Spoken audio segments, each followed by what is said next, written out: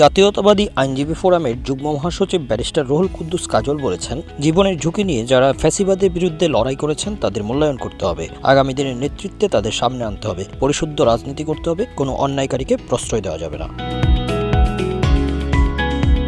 বাংলাদেশ জাতীয়তাবাদী আইনজীবী ফোরামের নেতৃবৃন্দের সঙ্গে সাংগঠনিক মত বিনিময় সভায় তিনি এসব কথা বলেন।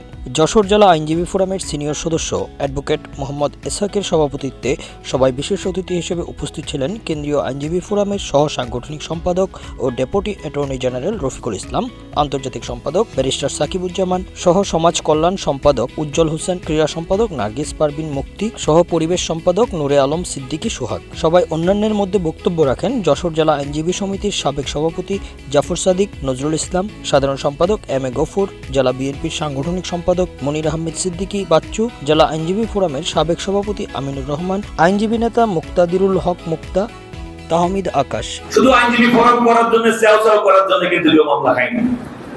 তারাই মামলা খেয়েছে যারা ফোরফ্রন্টে ছিল, যারা যুদ্ধ করেছে অন্যায়। সুতরাং আজকে যদি মনে করেন কেউ কাউকে অবমূল্যায়ন কিংবা মূল্যায়ন করার প্রশ্ন আসবে, আপনাদেরকে বিবেচনা রাখতে হবে জীবনের ঝুঁকি নিয়ে। আজকে যারা সেদিন হাসিনা বিরোধী আন্দোলনের সক্রিয় ভূমিকা পালন করেছেন, আগামী দিনে নেতৃত্ব নির্বাচনের ক্ষেত্রে আপনাদের তাদেরকে সামনে আনতে হবে।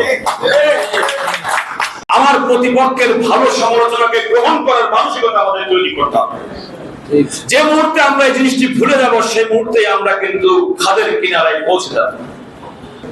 নিজের পরিশুদ্ধ করার বিকল্প কিছু নেই। কোনো কারণে মনে করার কোনো কারণ নেই আমি অন্যায় করছি, কেউ সেটা চোখ বুঝে আছে তা কিন্তু মনে করার কোনো সুযোগ নেই। প্রত্যেকের চোখ খোলা।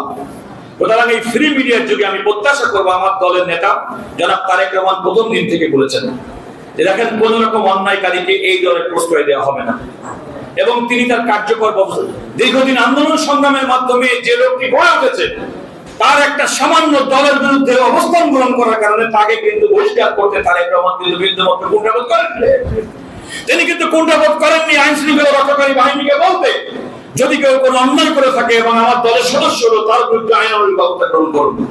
এত বড় শক্ত অবস্থান যে দল নিয়েছে, যে দলের নেতা গ্রহণ করেছে, আগামী দিনে সেই দল সেই নেতা নেতৃত্বে যে বাংলাদেশ আসবে, সেই বাংলাদেশ ইনশাল্লাহ তারা কথা এবং কাজের মধ্যে আমরা মিলবো বলে আমি বিশ্বাস করি। কোনো কারণে আবার যেন গাঁটছাড়া না হয়ে যায়, সেটাও আমাদেরকে বিবেচনা করে রাখতে হবে। এটা কমপ্লেক্স সিচুয়েশন, কারণ অনেকের মধ্যে একটা হানিমুন ভাব আছে, তো এটা একটা খেয়াল রাখতে হবে যে এই 5ই আগস্টের আগে যেমন মন মরা থাকতাম, অনেকের মধ্যে একটা ফুরফুরে মেজাজ স্বাভাবিক, এটা খুবই স্বাভাবিক। আমি এটাকে খারাপ চোখে দেখছি না, কিন্তু সে কারণে যেন আবার আমরা নিজেকে বিসর্জন না দিয়ে ফেলি, সেটাও আমাদেরকে খেয়াল রাখতে হবে। Bangla affairs news desk.